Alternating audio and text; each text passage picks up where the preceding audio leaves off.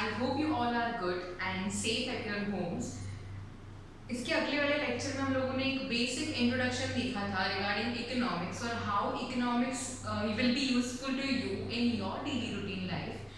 तो आज हम लोग उसके कॉन्सेप्ट से शुरुआत करने वाले हैं। चैप्टर नंबर 1 जो आपका है इकोनॉमिक्स एंड इकोनॉमी। सबसे पहले तो व्हाट इज इकोनॉमिक्स वो समझना बहुत ज़्यादा इम्पॉर्टेंट है। What is economics? इकोनॉमिक्स की बहुत सारी डेफिनेशंस है, बहुत सारे अलग अलग इकोनॉमिस्ट ने अपने हिसाब से इकोनॉमी को समझाया है। सबसे पहले आपको इकोनॉमिक्स पता चलना चाहिए, उसके बाद हम लोग इकोनॉमी क्या होती है उसके ऊपर मूव हो सकते हैं। ये मुझे आपको एक थोड़ा सिंपल एग्जांपल देके समझाती हूँ। फॉर एग्जांपल मान लो कि आपको हर महीने आपके पेरेंट्स पॉकेट मनी देते हैं, ठीक है, और हर महीने you get 500 rupees as a pocket money और इट्स अ मंथ एंड, और आपके पास वो 500 रुपये की पॉकेट मनी में से सिर्फ 50 रुपये बच गए, ठीक है। 500 में से now you only have 50 rupees in your hand.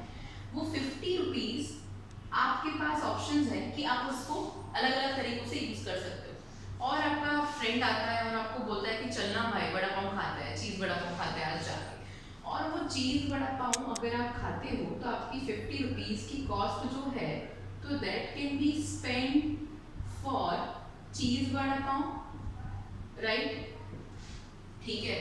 अगर वो आप चीज़ बड़ा पाव नहीं खाते, राइट, तो यहाँ पे क्या हो सकता है, आपको तुरंत ही याद आता है कि आपका एक्टिवा में जो पेट्रोल है वो पेट्रोल खत्म होने आया है और आपके पास अभी और 5 दिन बचे हैं नई पॉकेट मनी को आने में। So now you have also other need which is 50 rupees का क्या कर सकते हो आप, पेट्रोल फिल करवा सकते हो अपने एक्टिवा में। थर्ड ऑप्शन जो है दैट इज, आपको याद आता है कि स्कूल में अकाउंट्स के टीचर ने आपसे कैलकुलेटर मंगवाया है और कैलकुलेटर मान लो कि आपको 50 रुपये का पड़ेगा, राइट। अब व्हाट यू विल डू, आप 50 रुपये सिर्फ आपके पास जो रिसोर्सेज है, मनी है, पैसा जो है that is your resource to satisfy your needs. आपकी जो नीड्स है, आपकी जो वांट्स है दैट इज अनलिमिटेड, ओके। और ये 50 रुपये जो है उसके यूजेस, उसको हम किस तरीके से यूज कर सकते हैं दैट इज ऑल्सो ऑल्टरनेटिव। मतलब आप 50 रुपये से चीज बड़ा पाव भी खा सकते हो, पेट्रोल भी फिल करवा सकते हो और पैसे भी परचेज कर सकते हो, राइट। सो ये जो 50 रुपये है वो क्या है, लिमिटेड है, मतलब उसको हम लोग क्या बोल सकते हैं, स्कैर्स रिसोर्सेज भी बोल सकते हैं। और उसके जो यूजेस है, ये जो हम लोगों ने उसके यूजेस देखे, वो कैसे यूजेस है उसके, ऑल्टरनेटिव यूजेस। वो ऑल्टरनेटिव यूजेस को सेटिस्फाई करने के लिए you have only 50 rupees which is your limited resource. And economics is all about it, जहाँ पे हम लोग जो भी स्कैर्स या फिर लिमिटेड रिसोर्सेज है उसके जो ऑल्टरनेटिव यूजेस है उसमें से अपना बेस्ट ऑप्शन जो सिलेक्ट करता है, और वो हम लोगों ने जो ऑप्शन सिलेक्ट किया उस ह्यूमन बिहेवियर को स्टडी करना that is called economics, okay. अब यहाँ पे इतने में आपका क्लियर है कि आपके पास 50 रुपये 3 उसके यूजेस है। अब आप क्या करोगे, आप सोचते हो कि यार चीज़ बड़ा पाऊँ तो अब मैं 5 दिन बाद भी खा सकता हूँ, ठीक है, उसमें कोई ज़्यादा दिक्कत नहीं हो जाएगी।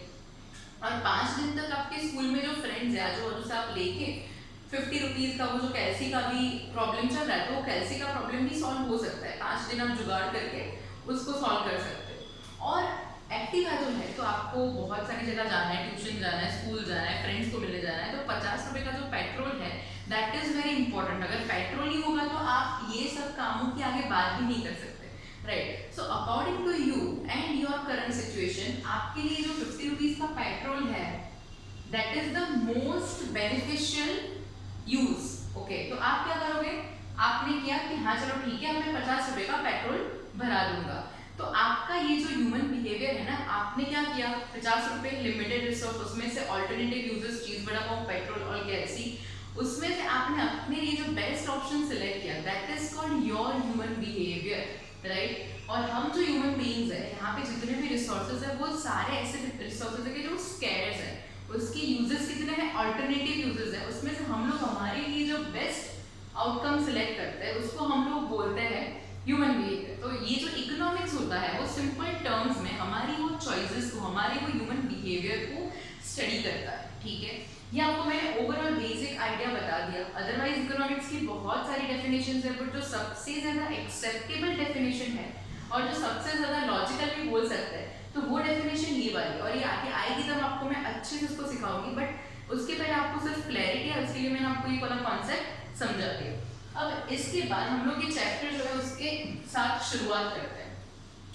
अब जब हम लोग कोई भी चीज को पढ़ रहे होते हैं, पढ़ने वाले होते हैं, तो सबसे पहले क्या करना चाहिए, हमको उसका हिस्ट्री देखना चाहिए, हमको उसका रूट्स देखना चाहिए, उसके रूट्स कहाँ हैं, राइट। तो इकोनॉमिक्स में भी यही है कि आपका फर्स्ट चैप्टर में आपको थोड़ी बहुत हिस्ट्री की बातें बताइए कि इकोनॉमिक्स जो वर्ड है वो वर्ड कहाँ से आया था, वो क्यों आया था, उसका मीनिंग क्या था, राइट। सो वो सारी चीजें आज के लेक्चर में हम लोग देखने वाले हैं। सबसे पहले तो what economics is about. Economics is that branch of knowledge in which those activities of human beings are studied which they undertake to acquire scarce means to satisfy their unlimited wants। यहाँ पे first line में आपको बहुत clearly बोला है कि हम जो ह्यूमन बींग्स है, इकोनॉमिक्स क्या है, वो नॉलेज की एक ऐसी ब्रांच है कि जो ह्यूमन बिहेवियर को स्टडी करती है and under what circumstances, because the human needs are unlimited and to satisfy those unlimited needs the resources which are available are scarce, are limited, right। तो economics इसके बारे में पढ़ाती है हमको। यहाँ पे बोला है dictionary meaning of the term economics refers to the science which studies human activities relating to wealth. अब ये जो डिक्शनरी मीनिंग है इकोनॉमिक्स का, जो हमको बताता है कि ये जो इकोनॉमिक्स है that is a science which studies human activities relating to wealth. अब इकोनॉमिक्स में जो वेल्थ टर्म है ना, उसका थोड़ा बहुत ज़्यादा ब्रॉड मीनिंग है, ब्रॉड लेवल पे उसका हम लोगों को मीनिंग अडॉप्ट करना है, राइट। यहाँ पे वेल्थ का मतलब होता है बेनिफिट्स, ओके। वेल्थ मतलब जो हम लोग बोलते हैं कि हमारी जो घर हो गया, फार्म हाउस हो गया और कॉर्पोरेट बिल्डिंग हो गया, राइट। हमारी जितनी भी प्रॉपर्टी है, गोल्ड है, वो सब हम लोग वेल्थ में कंसिडर करते हैं। सो यहाँ पे इकोनॉमिक्स बेसिकली हमको वेल्थ मतलब हमारे बेनिफिट्स दिखाना चाहता है। और all our life what is the purpose of our life, हम लोग सब क्या करते हैं, लाइक अल्टीमेटली हमको वही सब चाहिए, मटीरियलिस्टिक प्लेजर। और मटीरियलिस्टिक प्लेजर को चेज करते करते हम लोग जो चीज़ें करते हैं, so that comes under the head of economics. So यहाँ पे उन लोगों ने बोला है कि उसका जो डिक्शनरी मीनिंग है that is human activities, that economics is a science which studies human activities relating to wealth। अब यहाँ पे the term economics in English language has its origin into Greek word and that is oikos and nomos। सबसे पहले तो ये जो economics है ना, उसको दो पार्ट में डिवाइड कर सकते हैं। ये कहाँ से आया है, एक तो है ये ग्रीक वर्ड है, कौन सा ग्रीक वर्ड है, ओइकोनोमस, ओइको एंड नोमोस। ये दो वर्ड्स जो है उसमें से हम लोगों ने ओरिजिनल वर्ड जो इकोनॉमिक्स है, we have derived that word. अब यहाँ पे ओइकोस का मतलब होता है हाउस होल्ड और नोमोस का मतलब होता है मैनेजमेंट। So basically oikonomos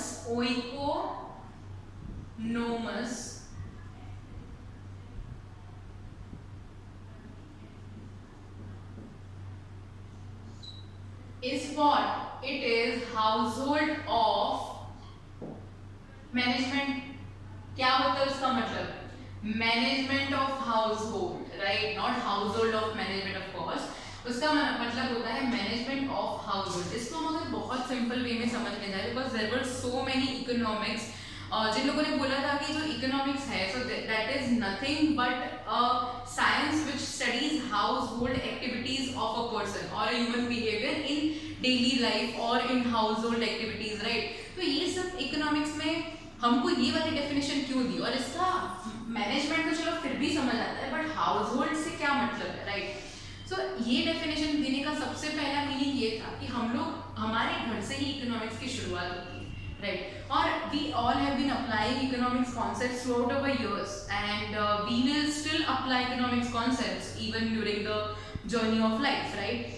मैं भी करूंगी, आप भी करोगे, बट शायद हमको अभी तक नाम नहीं पता थे कि इसको इकोनॉमिक का कॉन्सेप्ट बोलते हैं हम लोग, राइट। सो यहाँ पे तो लोग बोलते हैं कि इकोनॉमिक्स की जो शुरुआत है ना, वो एक्चुअल में घर से होती है। और हम लोग अगर हम इसको थोड़ा और सिंप्लीफाई तरीके से समझने जाए तो घर में आप देखते हो कि आपके पास रिसोर्सेज है, घर में भी आपकी मॉम जो है वो ग्रोसरी वगैरह परचेज करके लाते हैं, ठीक है, एंड उनके पास टास्क होता है कि वो ग्रोसरी को वो सर्टेन पीरियड ऑफ टाइम के लिए she has to sustain, she has to utilise, right.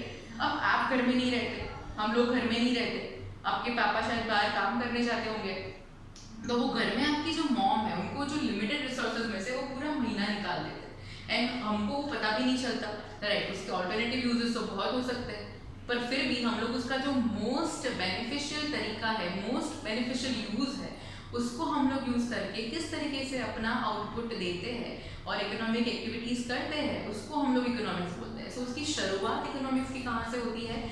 Management of house hold से होती है। आगे फटाफट से देखते हैं। Together they mean management of household. Human wants are unlimited, as I said, but the means to satisfy them are limited or scarce. Also, as per the mention, the means are called wealth. Each household likes to so utilize its wealth as to satisfy most of its wants or to maximize its satisfaction. Likewise, a producer tries to maximize his profits by allocating his scarce resources to the production of different goods and services. यहाँ पे आपको एक चीज समझनी है, दो sentences यहाँ पे खत्म हो गए। वो लोग सिंपली एक ही चीज की बात कर रहे हैं कि हम लोगों को क्या करना है, हमारे पास जितने भी स्कैर्स रिसोर्सेज है, जितने भी स्कैर्स रिसोर्सेज है, उसको हम लोगों को इस तरीके से यूटिलाइज करना है, इस्तेमाल करना है, यूटिलाइज करना है, so that we can satisfy maximum needs। यहाँ पे ये बहुत इंपॉर्टेंट है। इसका एक सिंपल मीनिंग ये भी होता है ना कि अगर आपके पास 100 रुपए है, ठीक है, अब 100 रुपए में से करना तो सबको बहुत कुछ होता है, बट 100 रुपए आप कैसे यूज करोगे? अब आपके पास 3 चॉइसेस है। You are hungry, you are so passionate about music, and आपको स्कूल जाना है, so you need fuel for your vehicle, ठीक है। अब आप म्यूजिक जो है आपका पैशन है, फ्यूल जो है आपकी नेसेसिटी है, और हंगर भी जो है वो आपकी नीड है। अब आप क्या करोगे? 100 रुपए में से मान लो कि आपने यहाँ पे 30 रुपीज, 30 रुपए का क्या किया? बड़ा पाव खा लिया, सो दैट आपकी हंगर मिट जाएगी। अब वो 30 रुपीज में से you could have eaten so many things, you could have eaten Maggi, you could have eaten sandwich, और you could have had some packets like chips वगैरह, तो वो सब कुछ बहुत हो सकता था, but you would select an option जहाँ पे आपकी जो हंगर है वो सेटिस्फाई हो जाए, बिकॉज आपके पास और भी बहुत काम है करने के लिए। अब आपको म्यूजिक की जो सीडी चाहिए, वो मान लो कि वो 20 रुपीज की आती है, तो 20 रुपीज में आपने वो सीडी परचेज कर लिया। आपके पास यहाँ पे बहुत सारे ऑप्शंस थे कि आप इसमें अच्छी क्वालिटी की सीडी लेते तो वो शायद 50 रुपए की आती, इससे जो बहुत सस्ती है, जो 10 रुपए की सीडी मान लो कि वो शायद क्वालिटी आपको अच्छी ना देती, और आपके पास पेन ड्राइव का ऑप्शन अवेलेबल नहीं था, because you had limited resources which is money. Total 100 rupees ही हमारे पास, और फ्यूल आपने 50 रुपए का फील करवा दिया। You could have go for 100 rupees का fuel, but you only have 50 rupees, right. तो यहाँ पे आपने क्या किया? यू हैव 100 रुपीज, और आपने इसको इस तरीके से यूटिलाइज किया so that you can satisfy your maximum needs. आपकी जितनी भी मैक्सिमम नीड्स है उसको आपने सेटिस्फाई किया यूजिंग ओनली 100 रुपीज, राइट। सो इसकी यहाँ पे हम लोग बात कर रहे हैं। और यहाँ पे एक और चीज बताइए कि प्रोड्यूसर जो होता है, he tries to maximize his profits by allocating his scarce resources to the production of different goods and services. अब ये एक सेंटेंस है पर थोड़ा इम्पॉर्टेंट है अंडरस्टैंड करने के लिए, तो एक बार आप ये समझो यहाँ पे वो लोग क्या बोलना चाहते हैं। ये जो प्रोड्यूसर है, ठीक है, प्रोड्यूसर, उसके पास ना 4 होते हैं factors of production: land, labour, material and entrepreneur. Okay, उसके पास ना ये 4 मेन फैक्टर्स ऑफ प्रोडक्शन है। अब वो क्या करेगा कि वो जो लैंड है ना, वो ऐसी लैंड को सिलेक्ट करेगा कि जो उसको अफोर्डेबल है, अफोर्डेबल के साथ साथ उसको जो भी चीज का प्रोडक्शन करना है तो उसके लिए यहाँ पे फेवरेबल कंडीशंस होनी चाहिए, राइट। वो फेवरेबल कंडीशंस वगैरह देख के वो क्या करेगा, सबसे पहले तो affordable and favourable conditions. Labour में क्या होगा कि वो चीप लेबर और skilled labour. I know it's a very deadly combo, cheap और स्किल्ड दोनों साथ में जाना it's not like you know quite frequent, but यहाँ पे चीप और स्किल्ड लेबर उसका एक थोड़ा सा वो बोलते हैं ना कॉम्बिनेशन ढूंढने का ट्राई करेगा। मटेरियल वो क्या करेगा, मास परचेस। यहाँ पे क्या होता है कि आप जब मास में परचेस करते हो ना, बल्क ऑर्डर देते हो, ज्यादा ऑर्डर देते हो, तो आपकी जो कॉस्ट है वो कॉस्ट बहुत ज्यादा कम आ जाती है। तो वो मास परचेस करेगा और क्वालिटी भी मॉडरेट रखने का ट्राई करेगा, ठीक है, क्वालिटी भी मॉडरेट। और फिर वो एंटरप्रेन्योर को पकड़ेगा और वो बोलेगा इसको अच्छे से इसका पूरा जो स्ट्रक्चर है वो सेट करेगा और यहाँ पे इसको वो माल देगा। और ये सबका मैनेजमेंट जो है उसके लिए इसको अच्छा खासा पैसा देगा, प्रॉफिट में हिस्सा देगा वो। इसका मतलब ये है कि ये जो प्रोड्यूसर है वो क्या करेगा, ये जो चारों के चारों फैक्टर्स ऑफ प्रोडक्शन है, he will utilize them in a way कि उससे मैक्सिमम प्रॉफिट गेन कर सके। ये सब अगर अच्छे से हुआ तो हमारा क्या अच्छा निकलेगा, फाइनल प्रोडक्ट। ये हमारा फाइनल प्रोडक्ट है। अगर वो अच्छा निकला तो मार्केट में उसका सेल ज्यादा होगा, सेल ज्यादा होगा तो अल्टीमेटली क्या होगा, यहाँ पे प्रॉफिट ज्यादा होगा, प्रॉफिट ज्यादा होगा। और प्रॉफिट ज्यादा होगा तो ultimately everyone will earn money. यहाँ पे प्रॉफिट जितना ज्यादा तो मटेरियल पे ज्यादा खर्चा करेगा, लेबर को थोड़ा ज्यादा पैसा ऑफर कर सकेगा, लैंड भी थोड़ा अगर एक्सपांड करना तो एक्सपांड कर सकता है। तो ये सारी चीजें कब पॉसिबल है कि आप इस चारों फैक्टर्स ऑफ प्रोडक्शन को अच्छे से यूटिलाइज करो तब। अब आगे उन्होंने बोला है at the level of economy as a whole maximisation of satisfaction implies maximization of social welfare. Thus, it is to achieve the objective of maximization of satisfaction at the individual level, maximization of profit at the level of producer, and maximization of social welfare at the level of economy as a whole through allocation of scarce means to alternative uses that we need to study economics. अब यहाँ पे एक बहुत important उन लोगों ने बात बता दी है हमको कि हम जैसे जैसे एक एक लेवल अप करते हैं, ठीक है, as an individual what we will be concerned about our profit, right. अब वो धीरे धीरे जब हम लोग ज्यादा लोग होते हैं तो फिर उसके बाद क्या होता है कि हमको थोड़ा बहुत प्रोडक्ट के बारे में हमको बोलते हैं ना कि ज्यादा हमको चाहिए कि हाँ अब प्रोडक्ट अच्छा होना चाहिए, सिर्फ पैसे से नहीं क्वालिटी से भी मतलब होता है। बट जैसे जैसे जैसे वो चीज़ का लेवल अप होता है तो हम जब नेशनल लेवल की बात करते हैं ना, तो वो नेशनल लेवल में सोशल वेलफेयर क्या हमको देखना है, सोशल वेलफेयर बहुत इंपॉर्टेंट पॉइंट है। बिकॉज जब हम धीरे धीरे जब लेवल अप करते हैं तो as at a national level we have to consider social welfare. यहाँ पे हम लोगों को किस चीज का ध्यान रखना है, सोशल वेलफेयर।